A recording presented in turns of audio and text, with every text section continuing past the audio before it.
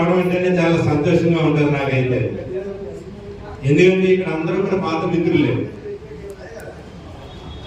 వేదిక మీద ఉన్నటువంటి విక్రమ్ రెడ్డి కావచ్చు, మధు కావచ్చు, లేదా నా ముందున్నటువంటి పద్మజ కావచ్చు, అనిత కావచ్చు, మంజుల కావచ్చు, ఇంకా ఇక్కడ ఉన్నటువంటి వాళ్ళు ఎవరు కూడా నాకు గుర్తు పట్టనటువంటి వాళ్ళు ఎవరో ఉండరు. 100% నాకు అందరికీ తెలిసిన వాళ్ళు, ఇంక్లూడింగ్ పేరుతో సహా. ఎందుకంటే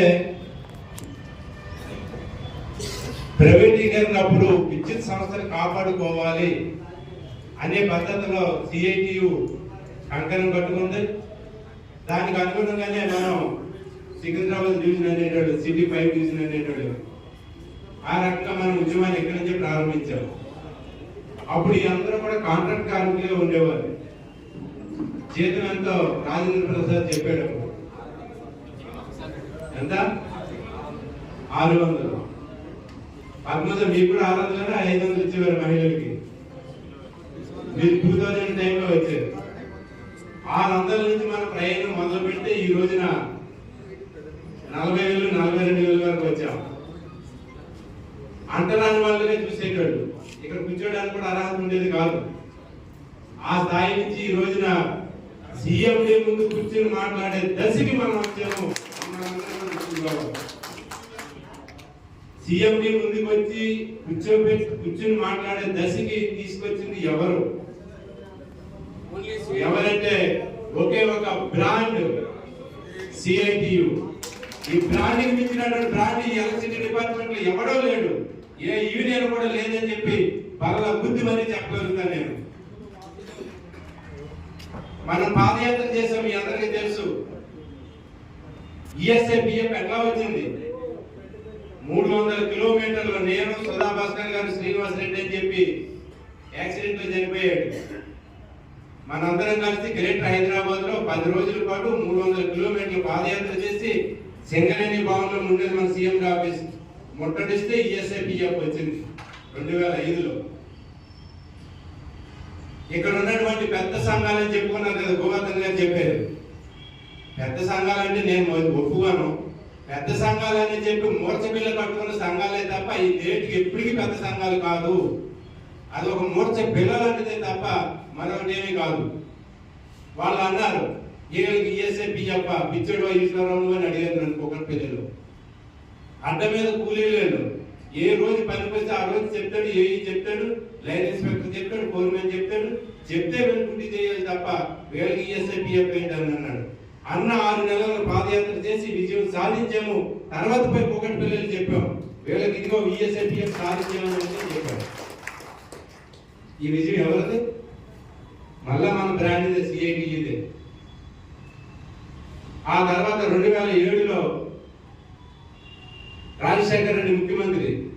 రాజశేఖర్ రెడ్డి అంటే ఎట్లా అంటాడు మనందరికీ తెలుసు, ప్రత్యేకంగా చెప్పనక్కర్లే.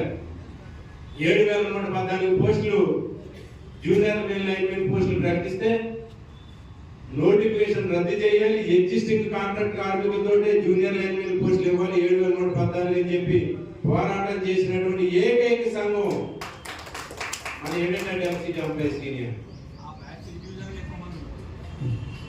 వస్తా, అక్కడ కూడా వస్తా. రేచల్ చటర్జీ మేడం సిఎండి గుర్రాలతో తొక్కించారు మనల్ని. ఆ పోరాటంలోనే నాకు ఈ రైట్ హ్యాండ్ కూడా చేయి ఫ్రాక్చర్ అయింది, చాలా మంది చూస్తుంటారు. అయినా కూడా ఎలక్ట్రిసిటీ యూనియన్ లో ఖచ్చితంగా ఈ 7,114 పోస్టులు మన వాళ్ళకే కావాలి తప్ప బయటోడికి ఇస్తే ఈ రాష్ట్రాన్ని అంధకారం చేస్తామని చెప్పేసి కూడా రాజశేఖర్ రెడ్డికి వార్నింగ్ కూడా ఇచ్చాము ఆ రోజున అసెంబ్లీలో. ఆ టైంలోనే విద్యుత్ సౌధ ముందు సిఐటి జెండా ఎగరేసాం, విద్యుత్ సౌధ మీద ఎగరేసాం. గుర్తుందో లేదో మీకు? దురదృష్టం ఏంటంటే 7,114 పోస్టులు మనకే ఇచ్చారు, మన యూనియన్ తో కూర్చొని పెట్టారు, మాట్లాడారు, అన్ని ఇచ్చారు. కానీ ఆ 7,114 మంది జూనియర్ లైన్మెన్లు అయ్యారు, అసిస్టెంట్ లైన్మెన్లు అయ్యారు, ఎల్ఐలు అయ్యారు. చివరికి ఈ డివిజన్ లో ఉన్నటువంటి వాళ్ళలో ఈ విక్రమ్ రెడ్డి లాంటి వాళ్ళు తప్ప మన ఎవరు కూడా మన యూనియన్ లో లేరు. చెప్తా ఉంటారు, ఏఈ కూడా అయ్యారు, చెప్తా ఉంటారు, ఈ రోజుకి చెప్తా ఉంటారు. ఈ రోజున మేము ఇలా తింటున్నామని అంటే అది సిఐటి పుణ్యమని మాత్రం ఇండైరెక్ట్ గా చెప్పుకుంటారు తప్ప ధైర్యంగా వచ్చి నాకు సిఐటి అని చెప్పుకునే ధైర్యం లేదు. ఎందుకు లేదో తెలియదు, ఆలోచించాలి. ఈ మధ్యకాలంలో చిన్న మార్పులు చేశారు. ఆ 2007 బ్యాచ్కి అందరికీ కూడా ఈ పెద్ద సంఘాలు అనుకునేటువంటి వాళ్ళు లీడర్ పదవులు కూడా మొదలు పెట్టారు. మళ్ళీ ఈశ్వరరావు ఎక్కడ వస్తాడో, సిఐటి ఎక్కడ వస్తుందో, మళ్ళా వెళ్ళిపోతారేమో ఆ యూనియన్లో కానీ పదవులు కూడా మొదలు పెట్టారు. సరే ఏమైనా ఇవ్వండి, కానీ ఇట్లాంటి చరిత్ర కలిగినటువంటి సంఘం సిఐటియు. ఇది మేనేజ్మెంట్కి తెలుసు, ప్రభుత్వానికి తెలుసు, ఇక్కడ ఉన్నటువంటి డిపార్ట్మెంట్లో ఉన్నటువంటి అన్ని సంఘాలకి తెలుసు. ఇది మొదటి ప్రశ్న. రెండో విషయం, అసలు ఈ రోజున మాకు కూడా ఈపీఎఫ్ నుంచి జీపీఎఫ్ కావాలి, జీపీఎఫ్ కావాలని అడుగుతా ఉన్నాం. అసలు ఆ దౌర్భాగ్య పరిస్థితి ఎందుకు వచ్చింది మనకి? జీపీఎఫ్ అనేది అనేక పోరాటాల ద్వారా ఎలక్ట్రిసిటీ డిపార్ట్మెంట్ లో జీపీఎఫ్ సాధించినటువంటి ఘనత మన పూర్వీకులు.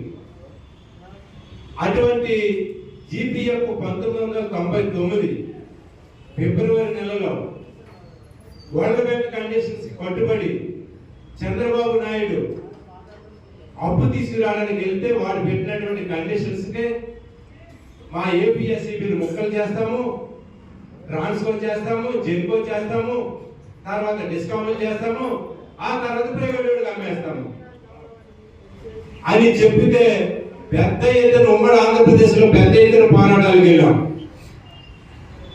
ఏపీఎస్సీబీని ముక్కలు చేయడానికి వీల్లేదు, అవసరమైతే సభలోకి వెళ్ళిపోతాం, ఈ రాష్ట్రాన్ని అంధకారం చేస్తామని చెప్పి చంద్రబాబు నాయుడు వార్నింగ్ ఇస్తే ఆ టైంలో జరగకూడనటువంటి దురదృష్టం జరిగింది. అప్పుడున్నటువంటి సంఘాల్లో లెమనాడ్ పవర్ యూనియన్, సిఐటి యూనియన్ కలిసి సభలోకి వెళ్ళాం. బాగా గుర్తించుకోవాలి, కింద ఉన్నటువంటి వాళ్ళందరూ కూడా బాగా గుర్తించుకోవాలి. జమనీయ గారు అప్పుడు రాష్ట్ర అధ్యక్షుడు లెమనాడ్ పవర్ కి. అప్పుడు సభలోకి వెళ్ళాం. 5 రోజులు సభలోకి వెళ్తే సభలోకి వెళ్ళినటువంటి వాళ్ళందరికీ కూడా దయస్నానం చేశారు. అసెంబ్లీలో వామపక్ష ఎమ్మెల్యేలు నోముల నరసింహ గారిని, పువ్వాడ నాగేశ్వరరావు గారు ఇట్లాంటి వాళ్ళందరినీ సస్పెండ్ చేసి బిల్లు పాస్ చేయడానికి ప్రయత్నం చేశాడు. బిల్లు పాస్ చేస్తే అయిపోదు, ఆమోదం పొందాలి, ఉద్యోగులు ఆమోదం పొందాలి. అటువంటి టైంలో ప్రపంచ బ్యాంక్ షరతులకు అనుగుణంగా ట్రైపార్టైట్ అగ్రిమెంట్ చేస్తే ఆ అగ్రిమెంట్ మీద ఏపీఎస్సీబీని ముక్కలు చేయండి, నాశనం చేయండి, చంపేయండి, ఏమైనా చేసుకోండి, మీ ప్రభుత్వానికి అనుకూలంగా సంతకం చేస్తానని చెప్పినటువంటి యూనియన్ 327 యూనియన్. ఆ 327 యూనియన్ చేసినటువంటి పాపమే ఈ రోజున జీపీఎఫ్ లేకుండా పోయింది అందరికీ కూడా. ఇది పాపం, ఎవరిదా పాపం? ఈ రోజుకి చాలా కబుర్లు చెప్తా ఉంటారు. ఈ రోజున మనం వేధిస్తా ఉంది ఆ పాపం, వెంటాడుతా ఉంది. కొత్త వాళ్ళు జీపీఎఫ్ పోయింది, ఈపీఎఫ్ వచ్చింది. ఈపీఎఫ్ లో పెన్షన్ ఎంత వస్తుంది? 3,000, 2,000, 4,000. జీపీఎఫ్ లో రిటైర్ అయినటువంటి వాళ్ళు నాకు తెలిసినటువంటి ఫోర్మెన్ రిటైర్డ్ అయితే జీపీఎఫ్ లో జెన్కోలో ఉన్నటువంటి సాంబశివరావు ఆయనకి 1,10,000 జీపీఎఫ్ వస్తుంది, పెన్షన్ వస్తుంది. ఇప్పుడు మనం రిటైర్ అయితే ఎంత వస్తుందో, ఆర్టిజన్ రిటైర్ అయితే ఎంత వస్తుంది? 2,000. 1,00,000 రూపాయలు. 1,00,000 రూపాయలు రానక్కర్లేదు వాళ్ళకి. కనీసం మన కుటుంబ వృద్ధాప్యంలో హాస్పిటల్ ఖర్చులు ఇవన్నీ ఎక్కువ ఉన్నాయి కదా. అట్లాంటప్పుడు 40,000, 50,000, 60,000 పెన్షన్ వస్తే, జీపీఎఫ్ వస్తే హాయిగా బ్రతికేస్తాం కదా. వచ్చిన కోడలు ఎట్లా ఉండదో తెలియదు, కొడుకు చూస్తాడో లేదో తెలియదు, అల్లుడు చేర్పిస్తాడో లేదో తెలియదు. ఇటువంటి పరిస్థితులు ఒకవేళ ఆధారపడి బ్రతకకుండా మనం పెన్షన్ బ్రతికే పరిస్థితి నుంచి నాశనం చేసి విద్యుత్ ఉద్యోగులు ద్రోహం చేసినటువంటి యూనియన్ ఏదైతే ఉందో అది 327 యూనియన్ అని చెప్పేసి పక్క చెప్పగలుగుతాం. కాదని చెప్పాను. చాలా మంది చేస్తున్నాం. ఇంటి కాంపౌండ్లోనా, వరంగల్లోనా, హైదరాబాద్లోనా డిబేట్ పెట్టండి. మేము 4 వస్తాం, 40 మందిని తెచ్చుకోమనండి. డిబేట్ పెట్టండి, మీడియాను పిలవచ్చు, పత్రికలు పిలవచ్చు, వీడియోలు పిలవచ్చు. ఈ పాపం ఎవరిదేనని రుజువు చేయొచ్చు. అక్కడ అట్లాంటి సిటీ పైలోకి వచ్చి చాలా శుద్ధపోసలాగా చాలా కహానీలు చెప్పి నాశనం పట్టిస్తా ఉన్నారు. ఇక్కడ బ్రహ్మాండంగా నడిచేది సిటీ బై డివిజన్ అంటే, సికింద్రాబాద్ సర్కిల్ అంటే అటువంటి దగ్గర ఎంత నాశనం అవ్వాలో అంత నాశనం పట్టించారు ఇక్కడ. ఈ రకంగా సంస్కరణలు అమలు చేసి ఏపీఎస్సీని ముక్కలు చేసి ట్రాన్స్కో, జెన్కో, డిస్కమ్స్ అని చెప్పేసి తీసుకొచ్చిన దాంట్లో ప్రధానమైనటువంటి ముద్దాయి ద్రోహి 327 అని చెప్పేసి నేను చెప్పగలుగుతా. ఈ రోజున రేవంత్ రెడ్డి గారు ఏం చెప్తా ఉన్నాడు? థర్డ్ డిస్కామ్ తీసుకొస్తాడట. థర్డ్ డిస్కామ్ ఎవరి కోసం తీసుకొస్తాడు? థర్డ్ డిస్కామ్ తోటి ఏముంది? సబ్సిడీ అన్ని కూడా థర్డ్ డిస్కామ్ లో పెడతాడట. అంటే రైతులకు ఉచిత విద్యుత్, ప్రాజెక్టులకు ఇస్తున్నటువంటి ఉచిత విద్యుత్, హైదరాబాద్ మెట్రో వాటర్ సర్వీస్ ఇస్తున్నటువంటి ఉచిత విద్యుత్, గృహజ్యోతికి ఇస్తున్నటువంటి ఉచిత విద్యుత్, బార్బర్ షాపులకి, లాండ్రీ షాపులకి ఇస్తున్నటువంటి ఉచిత విద్యుత్, ఇవన్నీ కూడా థర్డ్ డిస్కామ్ లో పెట్టి 5 లక్షల కోట్ల రూపాయల ఆస్తులు థర్డ్ డిస్కామ్ చేస్తాడట. మిగిలింది ఏం మిగులుద్ది మనకి?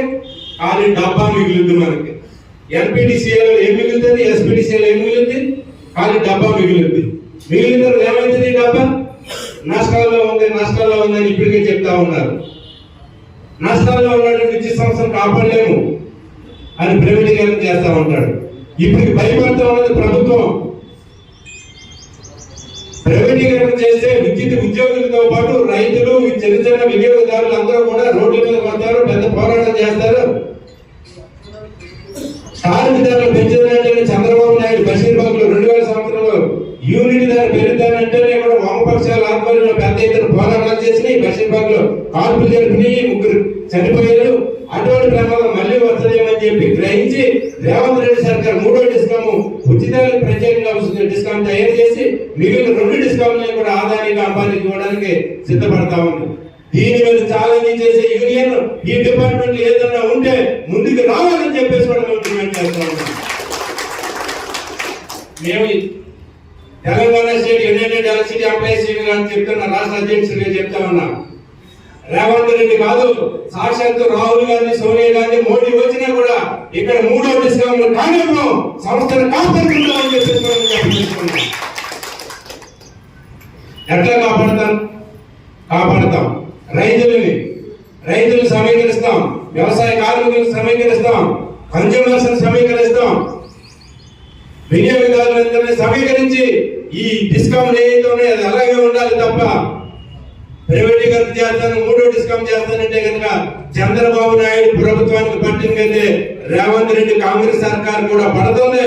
విద్యుత్ కోసం కరెంట్ టచ్ చేసాడు చంద్రబాబు నాయుడు, నెక్స్ట్ ఎన్నికల్లో ఓడిపోయాడు. అంటే కరెంట్ కార్మికులు షాక్ అట్లాంటిది. ఇప్పుడు రేవంత్ రెడ్డి టచ్ చేయడానికి ప్రయత్నం చేస్తా ఉన్నాడు. ఏం జరుగుతుందని మనం అందరూ చూడాలి. కానీ జరగబోయే పోరాటాల్లో ఇక్కడ డిపార్ట్మెంట్ లో ఉన్నటువంటి కింద స్థాయి గ్రేడ్ 4 ఆర్టిజన్ నుంచి చీఫ్ ఇంజనీర్ వరకు పాల్గొవాలని చెప్పేసి కూడా మేము డిమాండ్ చేస్తా ఉన్నాం, రిక్వెస్ట్ చేస్తా ఉన్నాం. భగవంతుని ఆఫీసుల నుంచి బయట తీసుకొస్తాం మిమ్మల్ని. ఆ రకంగా సంస్థలు కాపాడుకోవాలి. ఎందుకు కాపాడుకోవాలి? చాలా మంది ఆర్టిజన్స్ గ్రూపుల్లో పెడతా ఉంటారు. ప్రైవేట్ అయిపోతే మంచిదన్న ఈ 12 ఉద్యోగులు మమ్మల్ని చాలా తొక్కుతున్నాను కిందేసి అంటున్నారు. అది తాత్కాలికమైనటువంటి కోపం. అట్లాంటి కోపాలు ఉండకూడదు. సంవత్సరంలోనే ఆర్టిజన్ ఉంటాడు, రెగ్యులర్ ఎంప్లాయీ ఉంటాడు, సిఈ ఉంటాడు, ఎస్ఈ ఉంటాడు, డిఈ ఉంటాడు. డిపార్ట్మెంట్ ప్రైవేట్ అయిపోతే ఎవడు ఉంటాడు? కాబట్టి సంస్థను రక్షించుకోవడంతో పాటు ఉద్యోగుల యొక్క హక్కులను కూడా కాపాడడం కోసం United electricity employees union CITU నిరంతరం కార్మికుల మధ్య పోరాటాలు చేస్తుంది. ఆ రంగ ఉద్యోగుల యొక్క హక్కులను కాపాడుకుంటారు. దాంట్లో ఏ రకమైనటువంటి డౌట్ లేదు. అట్లాగే అన్ని విషయాలు చెప్తా ఉన్నారు. మా విషయం చెప్పట్లేదని చెప్పేసి ఇక్కడ కూర్చున్నటువంటి ఆర్టిజన్స్ అనుకుంటా ఉన్నారు. అక్కడికే వస్తా, అక్కడ కూడా వస్తా. ఆర్టిజన్ అంటే ఆర్టిజన్కి ఎక్కడి నుంచి వచ్చారు? ఆర్టిజన్ భవిష్యత్తు ఏంటి? ఇదేమి ఏ యూనియన్ కి పట్టడం లేదు. ఏ యూనియన్ కనుక పట్టినట్లయితే కనుక మనం చిన్న జేఏసీ ఏర్పాటు చేసుకున్నాం, తెలంగాణ విద్యుత్ artisan conversion joint action committee అని. ఏం చేశారు దాన్ని? 10-15 రోజులు ఆగితే చాలు సమ్మెలోకి వెళ్తాం. తెలంగాణ రాష్ట్రంలో విద్యుత్ సంస్థల సమ్మె జరగడం అంటే ఇక్కడ ఉన్నటువంటి ప్రభుత్వాలకి ఛాలెంజ్గా తీసుకున్నటువంటి పరిస్థితి. ఏ కుట్ర చేశారో తెలియదు, ఎవరినే మాయ చేశారో తెలియదు. ఉద్యమాల్లో పాల్గొన్నటువంటి కార్మికులందరినీ కూడా ఉద్యమాల్లోకి రాకుండా చేశారు. కార్మికులు కూడా ఆర్టిజన్స్ కూడా అదే నమ్మారు. ఎందుకు నమ్మారు నాకు ఇప్పుడు ఈ రోజు అర్థం కాని ప్రశ్న. ఈ భారతదేశంలో నెహ్రూ ప్రధానమంత్రి దగ్గర నుంచి మోడీ ప్రధానమంత్రి వరకు ఉన్నటువంటి వీళ్ళు చేస్తున్నటువంటి ఉద్యోగ వ్యతిరేక విధానాలు, కార్మిక వ్యతిరేక విధానాలు, ప్రజా వ్యతిరేక విధానాలు, రైతు వ్యతిరేక విధానాలు, పెట్టుబడిదారులకు అవకాశవాదాలు, పెట్టుబడిదారులు పక్కన చేస్తాను, ఇవన్నీ అర్థమైంది. కానీ నాకు ఈ ఆర్టిజన్స్ పోరాటంలోకి రాకుండా ఏం చేశారనే ప్రశ్న మాత్రం నాకు ఈ రోజుకి అర్థం కావట్లేదు. మీకు ఏమైనా అర్థమైతే చెప్పండి. ఆర్టిజన్స్ ఉద్యమాన్ని నాశనం చేశారు, కొత్త జేఏసీ అన్నారు. ఆ జేఏసీ ఎక్కడుందో తెలియదు, కానీ ఉద్యమం ఆగిపోయింది. ఆర్టిజన్స్ యొక్క జీవితాలు అంధకారంలోకి పోయినాయి అనే విషయాన్ని మాత్రం నేను చెప్పగలుగుతాను. ఇంత దుర్మార్గంగా ఏం చెప్పారట? నాకు ఒకరిద్దరు చెప్పారు. ఏం చెప్పేది అసలు ఉద్యమంలోకి ఎందుకు రావట్లేదంటే, ఈశ్వరరావు అనేవాడి సిఐటి జెండా ఎర్ర జెండా, ఎర్ర జెండా అంటే బట్టి విక్రమార్కకు పడదు, బట్టి విక్రమార్క గారికి పడదట. ఎందుకు పడదట? మధుర నియోజకవర్గంలో బట్టి విక్రమార్క గారి మీద సిఐటియు ప్రధాన కార్యదర్శి పాలడు భాస్కర్ గారు పోటీ చేశాడు, కాబట్టి ఓడించడానికి ప్రయత్నం చేశాడు. కాబట్టి అందుకోసం అని చెప్పేసి సిఐటి వాళ్ళు అంటే బట్టి విక్రమార్క గారికి పడదు. కాబట్టి ఆ ఈశ్వరరావు చైర్మన్ గా ఉన్నట్లయితే కనుక ఇది కన్వర్షన్ కాదు, మీరందరూ కూడా బయటికి రండి, చేపించే బాధ్యత మాది. మాది 3 రంగుల జెండా కదా, 3 రంగుల జెండా, అధికారంలో ఉన్నది 3 రంగుల జెండా, మా యూనియన్ 3 రంగుల జెండా. ఆ 3 రంగుల జెండా ఈ 3 రంగుల జెండా కలిసిపోతే నెల రోజుల్లో కన్వర్షన్ అయిపోతుంది అని చెప్పారు. అయిందా కన్వర్షన్? మీకు నెల రోజులు కాదు 6 నెలలు టైం ఇచ్చాము. ఏమైపోయినా నాయకులందరూ ఏమైపోయినా? 3 రంగుల జెండా ఏమైపోయింది? 3 రంగుల జెండా వెనకాల వెళ్ళినటువంటి ఇతర సంఘాలన్నీ ఏమైపోయినాయి?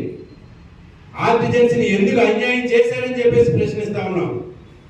ఈ రోజున ఎన్ని పనులున్నా నేను వాస్తవానికి వేరే జిల్లాకు పోవాలి, జిల్లాకు వెళ్లకుండా కూడా ఈ రోజున సిటీ 5 ప్యారడైజ్ డివిజన్ దగ్గర జెండా ఆవిష్కరణ చేస్తున్నామంటే అన్ని క్యాన్సిల్ చేసుకుని ఇక్కడికి వచ్చాను. ఎందుకు వచ్చానంటే ఈ విషయాలన్నీ మా కార్మికులకు చెప్పాలి, చెప్పారంటే చైతన్యవంతులు చేయాలి, చేసి మేడ పోరాటాలను సిద్ధపడాలని చేయడం మాత్రమే ఇక్కడికి వచ్చాం మేము ఈ రోజు. ఎంత దుర్మార్గమా! కార్మికులు పట్టలు పట్టడానికి ఇంత కావాలి, ఇంత అవకాశవాదం కావాలా? జెండాలు, పార్టీలు, నాయకులు, పేర్లు ఇవన్నీ కూడానా? ఎంత దుర్మార్గమైనటువంటి యూనియన్ నాయకులను ఏ డిపార్ట్మెంట్లో చూడలేదు, ఎక్సెప్ట్ మన ఎలక్ట్రిసిటీ డిపార్ట్మెంట్లో తప్ప. కాబట్టి భవిష్యత్తు చాలా సీరియస్ గా ఉంటుంది, దీన్ని మనందరం కూడా గమనించాలి. అట్లాగే కేంద్రంలో నరేంద్ర మోడీ గారు వచ్చారు. ఆయన ఏం చేస్తా ఉన్నాడు? దీంట్లో చాలా మంది మోడీ గారి భక్తులు ఉండొచ్చు, ఉండండి, నాకేం అభ్యంతరం లేదు. కానీ ఒక నిజం మాత్రం చెప్పదలుచుకున్నా. 2014లో మోడీ గారి అధికారంలోకి వచ్చిన వెంటనే ఆయన మొట్టమొదటి టార్గెట్ ఏం చేశాడు? విద్యుత్ సవరణ బిల్లు 2014 అన్నాడు. తర్వాత ఉద్యోగులందరూ కలిసి ఆపారు. ఈ దేశంలో ఎలక్ట్రిసిటీ ఉద్యోగులు 27 లక్షల మంది, భారతదేశంలో ఉన్నటువంటి 27 లక్షల మంది విద్యుత్ ఉద్యోగులు ఉన్నారు. వాళ్ళందరూ కూడా కలిసి పెద్ద ఎత్తున పోరాటం చేసి అప్పుడు ఆగింది. తర్వాత 2018 అన్నాడు, 2019 అన్నాడు, 2022 అన్నాడు. కపటదారు మోడీ, నువ్వు విద్యుత్ సంస్థల మీద చేయి పెడితే చాలు షాక్ వస్తుందనే విషయాన్ని కేంద్ర ప్రభుత్వాన్ని కూడా ఈ సందర్భంగా చెప్పదలుచుకున్నాం. ప్రైవేట్ చేస్తాడట, విద్యుత్ సంస్థలన్నీ నష్టాల్లో ఉన్నాయి, ప్రైవేట్ చేస్తాడు. నష్టాలు ఎందుకు వచ్చినాయి? నష్టాలు ఉద్యోగుల వల్ల వచ్చినాయా? మాకు జీతాలు పెంచడానికి వల్ల వచ్చినాయా? లేదా మాకు పిఆర్సీ చేయడం వల్ల నష్టాల్లో పోతున్నాయి దేశంలో ఉన్న విద్యుత్ సంస్థలన్నీ? మీరు కదా ప్రభుత్వాలు కదా, ప్రభుత్వాలు కదా కారకులు. రైతులకు ఉచిత అంటారు, రీఎంబర్స్మెంట్ ఇయ్యరు. లాండ్రీ షాపులకు ఉచిత అంటారు, రీఎంబర్స్మెంట్ ఎవరు? గృహజ్యోతి అంటారు, రీఎంబర్స్మెంట్ ఎవరు? ఆ జ్యోతి ఈ జ్యోతి అని చెప్పి మొత్తం ఎలక్ట్రిసిటీ డిపార్ట్మెంట్ ని కేంద్రంలో అధికారంలో ఉన్నటువంటి ప్రభుత్వాలు, రాష్ట్రంలో ఉన్నటువంటి ప్రభుత్వాలు లూటీ చేసి ప్రభుత్వాలు డిపార్ట్మెంట్ నష్టాలు దారి తీసినాయి తప్ప మన వాళ్ళకి వచ్చినట్టు మనకు వచ్చే జీతం ఎంత? మనకు వచ్చే జీతం డిపార్ట్మెంట్కి వచ్చినటువంటి ఆదాయంలో 5.7% మాత్రమే మనకు ఇస్తా ఉన్నారు జీతాల్లో. 5.7% అంటే 100 రూపాయలు వస్తే మనకి 5 రూపాయలు 70 పైసలు ఇస్తా ఉన్నారు. మన జీతాలకు అయ్యే ఖర్చు, పిఆర్సీలకు అయ్యే ఖర్చు 5.7%. మరి మిగిలిన పర్సెంటేజ్ అంతా ఏమైపోతుందో? వీళ్ళందరూ ఓట్ల కోసం ప్రజలను మోసం చేసి ఉచిత విద్యుత్ అని, ఆ ఉచిత్ అని, ఈ విద్యుత్ అని ఇచ్చేసి బడ్జెట్లో డబ్బులు కేటాయించకుండా నాశనం చేసి డిపార్ట్మెంట్ నష్టాల్లో ఉందని చెప్పి ప్రైవేటీకరణ చేయడానికి ప్రయత్నం చేస్తూ ఉన్నారు. దీనిని మనం అడ్డుకోవాలి. కేవలం మనం అడ్డుకోగలుగుతామా? మనతో పాటు రైతు సంఘాలు ముందుకు వస్తూ ఉన్నాయి, కాలనీ అసోసియేషన్స్ ముందుకు వస్తూ ఉన్నాయి, గేటెడ్ కమ్యూనిటీలు ముందుకు వస్తూ ఉన్నాయి. అంతేకాదట అనుడీలట, అనువిచిత ఒప్పందం అట. అనువిచిత ఒప్పందం అంటే మీకు ఒక విషయం గుర్తు చేయాలి. మధ్యప్రదేశ్లో ఉన్నటువంటి భోపాల్లో యూనియన్ కార్బైడ్ అనే అమెరికా కంపెనీ ఉండేది. బహుశా ఒక 30 సంవత్సరాలు అవుతుంది అనుకుంటా, నాకు తెలిసి 30-35 సంవత్సరాలు అవుతుంది. 41 years. 41 సంవత్సరాల క్రితం భోపాల్లో యూనియన్ కార్బైడ్ లో అది అణు కంపెనీ. దాంట్లో లీక్ అయితే సుమారుగా 27,000 నుంచి 31,000 మంది చనిపోయారు. రాత్రి ఆ కంపెనీ యజమాని అమెరికా వాడిని ఫ్లైట్ ఎక్కించి పంపించారు అమెరికాకి. ఇక్కడ ఉంటే కొట్టి చంపేస్తారు ఇండియన్స్ అని. ఈ రోజుకి కూడా ఆ విషవాయువు వలన వికలాంగులుగా మారిన ఈ రోజుకి బతుకున్నారు. ఏ ఒక్కడికి నష్టపరిహారం రాలేదు. అంత ప్రమాదకరమైంది అణు విద్యుత్. అటువంటి అణు విద్యుత్ నట ప్రైవేట్ వాళ్ళకి ఇచ్చి ఎక్కడికక్కడ చిన్న చిన్న ప్లాంట్లు 5 మెగావాట్లు 10 మెగావాట్లు పెట్టుకోమని చెప్పేసి పర్మిషన్ ఇస్తారట. ఎవరిస్తారు? మోడీ సర్కార్. ఎవడో ఒకటి తెచ్చి హైదరాబాద్ చివరిలో ఏ చెర్లపల్లిలోనో లేదనుకుంటే ఏ కర్నూలు గట్లలో పెడతాడు. లీక్ అయితే ఏమైతుంది? గ్రేటర్ హైదరాబాద్ లో ఉన్నటువంటి 1.5 మంది స్మాష్. ప్రాణాలు ఏమి మిగలవు దానికి. మనకి ఈ అనుభవం కూడా గుర్తించట్లేదు మోడీ గారు. అణు విద్యుత్ సంస్థలు ప్రైవేట్ వాడు, కానీ గవర్నమెంట్ లో అసలు ఆ సంస్థలే పెట్టద్దని చెప్పేసి మనం చెప్తాము. సిఐబిగా దాంట్లో ప్రైవేట్ వాడి చేతిలో పెడతాడట. దీనిని కూడా మనం వ్యతిరేకించాల్సినటువంటి అవసరం ఉంది. కాబట్టి సంస్థను రక్షించుకోవాలి. కార్మిక శాశ్వత ఉద్యోగులు ఒక్కొక్కరికి బీపీలు షుగర్లు వస్తూ ఉన్నాయి. రెవెన్యూ టార్గెట్లు మీట్ కాగలేక గోవర్ధన్ గారు మాట్లాడినప్పుడు చెప్పారు. మనకి 2014లో తెలంగాణ వచ్చేసరికి మనకు ఉన్నటువంటి సర్వీసులు 1,20,25,000,000. గుర్తించుకోండి. తెలంగాణ వచ్చేసరికి 2014లో 1,25,00,000 సర్వీసులు మనకి. అప్పుడు 60,000 మంది. ఆంధ్రప్రదేశ్ విడిపోగా మిగిలింది మనకి 60,000 మంది ఉద్యోగులు ఉన్నారు, ఇంక్లూడింగ్ ఇంజనీర్స్ తో కలిపి. ఈ రోజు 2025 డిసెంబర్ 23వ తారీఖు చూస్తే 1,95,00,000 సర్వీసులు ఉన్నాయి. ఇప్పుడు ఉన్నటువంటి మ్యాన్ పవర్ ఎంత ఉంది? ఇంజనీర్లతో కలుపుకుంటే 51,000, ఇంక్లూడింగ్ ఆర్టిజన్స్ 51,000. 60,000 సర్వీసులు ఉన్నప్పుడు 1,25,00,000, 1,95,00,000 అయిన తర్వాత 51,000 ఉద్యోగులు. 10 భాగం పెరిగిందా తగ్గిందా? మనకి ఎన్ని రెట్లు పెరిగి ఉంటుంది. మరి దీనిని ప్రశ్నిస్తాం కదా ఎవరైనా. ఏ యూనియన్ అయినా మాది పెద్ద సంఘం, మాది రికగ్నైజ్డ్ సంఘం అని చెప్పినప్పుడు రిక్రూట్మెంట్ ఎందుకు చేయడం లేదు?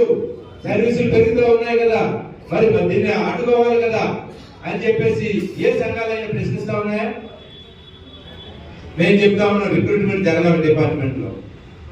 జూనియర్ లైన్మెన్లు జరగాలి, జూనియర్ అసిస్టెంట్లు జరగాలి, సబ్ ఇంజనీర్లు జరగాలి, రిక్రూట్మెంట్ జరగాలి. అయితే ఎప్పుడు జరగాలి? ఈశ్వరరావు మళ్ళీ దీన్ని కూడా చెప్తారు. రేపు వక్రీకరించి వంకరలు తిప్పి ఈశ్వరరావు రిక్రూట్మెంట్ చేయమంటున్నాడు. ప్యారడైజ్ డివిజన్ గారు ఉపన్యాసం చెప్పాడు. ఈ క్లిప్పింగ్ ఒక్కటే తీసి మళ్ళీ వీడియోలో పెడతారు.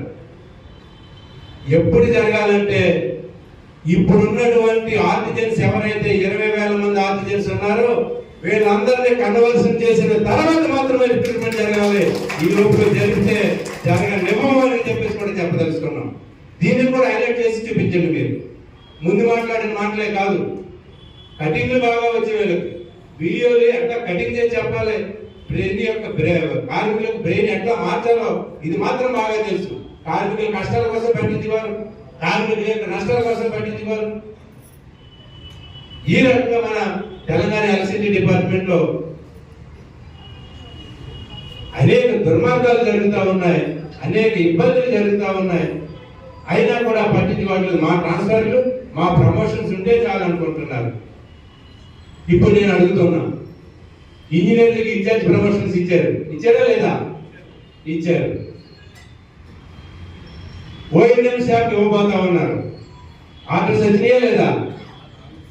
ఎవరా మీకు? అక్కడ ఇచ్చారంటే ఆటోమేటిక్గా వారం రోజులు ఎక్కడ కూడా వస్తుంది. వరంగల్ నుంచి హైదరాబాద్ పెద్ద దూరం కాదు కదా, 2.5 గంటలే కదా ప్రయాణం. ఆ తర్వాత ఎక్కడ కూడా వస్తాయి. రెగ్యులర్ ఎంప్లాయీస్ కూడా ఇన్ఛార్జ్ ప్రమోషన్స్ వస్తాయి. మరి ఏం పాపం చేశారని చెప్పేసి ఆర్టిజన్స్ ఎవరికి? వీళ్ళు చేసిన పాపం ఏంటి? అంటరాని వాళ్ళ? ఆఫ్ఘనిస్తాన్ నుంచి వచ్చారా? పాకిస్తాన్ నుంచి వచ్చారా? ఇతర దేశాల నుంచి వచ్చి ఇక్కడ సెటిల్ అయ్యారా? ఎందుకు ఇవ్వాలి వాళ్ళకి? ఇవ్వాలి కదా, ఇన్ఛార్జ్ ప్రమోషన్సే కావచ్చు. అసలు రాసుకున్నటువంటి స్టాండింగ్ ఆర్డర్లో రాసుకున్నటువంటి 5 సంవత్సరాలు దాటితే ప్రతి ఒక్కరికి గ్రేడ్ చేంజ్ చేస్తానని చెప్పేసి రాసుకుని సంతకాలు పెట్టారు కదా, అవి ఎందుకు ఇవ్వట్లేదు? మేనేజ్మెంట్ ఇవ్వకపోతే వాటి మీద సంతకాలు పెట్టినటువంటి యూనియన్లు ఏమైంది? కనిపిస్తే చాలు, నువ్వు మా యూనియన్లోకి రా, మా యూనియన్లోకి రా, మా యూనియన్లోకి రా అని చెప్పి వెంట పెడతారు కదా. పగలైతే హోటల్ తీసుకెళ్తున్నారు, రాత్రి అయితే బాగా తీసుకెళ్తున్నారు, మా యూనియన్లోకి రండి రండి అని. మరి కనీసం రావాల్సినటువంటి మీరే కదా సంతకాలు పెట్టారు. సంతకాలు పెట్టినటువంటి ప్రమోషన్స్ కూడా ఎందుకు ఇప్పించలేకపోతున్నారు, గ్రేడింగ్ చేయించలేకపోతున్నారు? నేను అడుగుతా ఉన్నా, నేను చెప్తా ఉన్నా ఈ వేదిక మీద నుంచి, ఫస్ట్ ఆఫ్ ఆల్ శాశ్వత ఉద్యోగులకు ఇంజనీర్లకు ఇచ్చినట్టే ఈ ఆర్టిజన్స్ కూడా గ్రేడ్ చేంజ్ ఇవ్వాలి, గ్రేడ్ చేంజ్ ఇంక్రిమెంట్ కూడా ఇవ్వాలి. అట్లా ఇస్తేనే నా శాశ్వత ఉద్యోగులు కూడా ఇన్ఛార్జ్ ప్రమోషన్స్ ఇవ్వండి. వాళ్ళని కాదని చెప్పి, మమ్మల్ని కాదని చెప్పి వాళ్ళకి ఇస్తే మేమందరం కూడా 14వ సెక్షన్ లోనో డి ఆఫీస్ లోనో ఉన్నాం. ఎక్కడ కూర్చుంటాం? వెళ్ళి ఎక్కడ కూర్చుంటాం? సిఎండి ఆఫీస్ మింటి కాంపౌండ్ లో కూర్చుంటాం. అవసరమైతే అక్కడ వంట వార్పు పెట్టి మాకు కూడా గ్రేడ్ చేంజ్ ఇచ్చి, గ్రేడ్ ఇంక్రిమెంట్ ఇచ్చే వరకు మింటి కాంపౌండ్ వదిలేదే లేదని చెప్పేసి కూడా మేము చెప్పదలుచుకున్నాం. పోయేదే లేదు. అవసరమైతే వంట వార్పు పెడతాం. మీలో చాలా మంది వంట చేసే వాళ్ళు ఉన్నారు, చాలా అద్భుతంగా వండుతారు. బగాన్లు తెస్తాం, రైస్ తెస్తాం, కూరగాయలు తెస్తాం. ఇంకా ఎవరైనా ధర్మాతులు ఏమైనా ఉంటే మేకలను కూడా కోస్తాం. కానీ మన గ్రేడ్ చేంజ్ కాకుండా మింటి కాంపౌండ్ వదిలే ముచ్చటే లేదని చెప్పేసి కూడా ఈ సందర్భంగా చెప్పదలుచుకున్నాం. అంటే మీరేమనుకుంటున్నారంటే సార్ గట్టిగా మాట్లాడుతున్నాడు, మన గ్రేడ్ చేంజ్ చేస్తాడు, నేను వెళ్ళి వెళ్ళకపోయినా పర్వాలేదని చెప్పేసి అనుకోవద్దు. మీరుంటే నేను అక్కడ ఉంటా, మీరు లేకుండా నేను అక్కడికి పోను కూడా పోను. ఆ సందర్భంగా ఎవరైనా పోలీసు వాడని ఎవరైనా వస్తే మిమ్మల్ని కాపాడుకునే బాధ్యత మాత్రం మా సిఐకి చెప్పలేదు. అంతవరకు భరోసా ఇస్తాం. ఆ రకంగా మనం అందరం కూడా ప్రైవేటీకరణ కోసం, ప్రైవేటీకరణ కాకుండా మన అందరం కూడా ఐక్యంగా శాశ్వత ఉద్యోగులు, ఆర్టిజన్స్, పీసీ రెడ్డి గారు ఐక్యంగా పోరాటం చేయాలి. ఆర్టిజన్ కన్వర్షన్ కోసం కలిసి వచ్చే సంఘాలన్నీ కూడా కలుపుకొని ఆర్టిజన్ కన్వర్షన్ చేయాలి. ఆర్టిజన్ కన్వర్షన్ తర్వాత రిక్రూట్మెంట్ జరగాలి. అందుకనే 2099 నుంచి 2004 వరకు జీపీఎఫ్ ఎందుకు ఇవ్వాలి? డిపార్ట్మెంట్ బతుకున్నంత కాలం, మనందరం కూడా డిపార్ట్మెంట్ పనిచేసినంత కాలం అందరికీ కూడా జీపీఎఫ్ అమలు చేయాలి అని చెప్పేసి కూడా మా సిఐటియు డిమాండ్ చేస్తా ఉంది. ఆ రకంగా రాబోయే రోజుల్లో పెద్ద ఎత్తున పోరాటాలు ఉంటాయి. ప్రైవేటీకరణకు వ్యతిరేకంగా పోరాటం, సర్వీస్ డిస్కౌంట్ వద్దనే దానికి పోరాటం, ఆర్టిజన్ కన్వర్షన్ కోసం పోరాటం, ఏ రకంగానే పోరాటాలు చేయడానికి మేము సిద్ధంగా ఉన్నాం. కలిసి వచ్చే వాళ్ళందరూ కలిసి రావాలి. ఆ రకంగా ముందుకెళ్ళి మీ ఉద్యోగ భద్రత కాపాడుకోవాలి, సంస్థను కాపాడుకోవాలి. దానికోసం యునైటెడ్ ఎల్సిటీ ఎంప్లాయీస్ యూనియన్ ఏ త్యాగాలకైనా సిద్ధపడుతుందని చెప్పేసి మీ దృష్టికి తీసుకొచ్చు. రాబోయే పిలుపుల్లో మీరు అందరూ కూడా భాగస్వాములు కావాలని చెప్పి మరొకసారి మీ దృష్టికి తీసుకొచ్చు. ఈ అవకాశం ఇచ్చినటువంటి మీ అందరికీ కూడా ప్రత్యేకంగా విప్లవ వందనాలు తెలియజేస్తూ నా ఉపన్యాసం ఇస్తున్నాను. Thank you. కార్మికుల ఐక్యత, కార్మికుల ఐక్యత. రక్షిస్తాం, రక్షిస్తాం, విద్యుత్ సంస్థను రక్షిస్తాం, రక్షిస్తాం, రక్షిస్తాం, రక్షిస్తాం, రక్షిస్తాం. ఆక్సిజన్ కన్వర్షన్ వెంటనే చేయాలి, ఆక్సిజన్ కన్వర్షన్ వెంటనే చేయాలి. వ్యతిరేకిద్దాం తరుడు డిస్కౌంట్ తగ్గించాలి, పని భావాన్ని. Thank you so much.